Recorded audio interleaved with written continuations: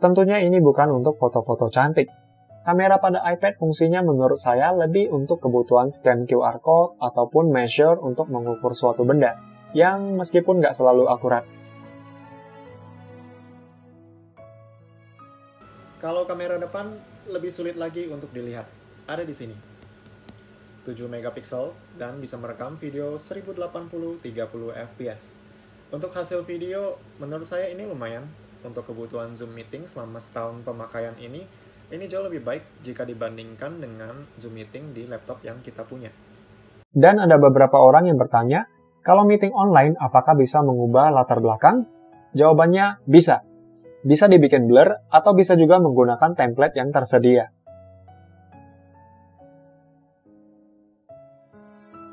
Tablet ini juga masih akan didukung oleh pembaruan perangkat lunak. iPad mini 5 siap menyambut OS-nya yang ke-16. Tapi sampai video ini dibuat, saya masih belum mendapatkan update tersebut. Rumornya akan ada banyak pembaruan dan fitur-fitur yang segar. Ya, mudah-mudahan fitur-fitur baru yang dibawa iPad OS 16 juga bisa digunakan di tablet lawasnya ini. Kegunaan iPad itu sangat banyak sekali.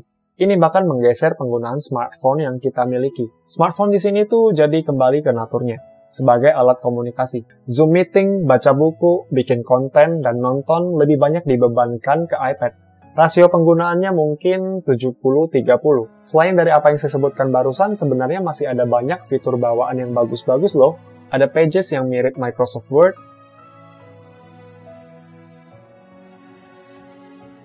Numbers yang berasa Excel,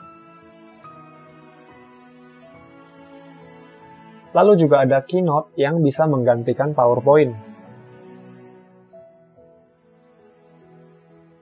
Dan ini semua gratis, sudah dalam bawaan iPhone maupun iPad. Kalau Anda memang lebih terbiasa dengan produk Microsoft, ada yang namanya Microsoft Office 365.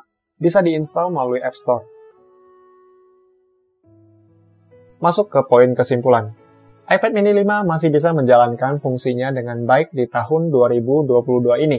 Jadi kedepannya apakah kita akan menggantinya ke iPad mini 6? Jawabannya belum tahu, karena kita belum cobain iPad mini 6.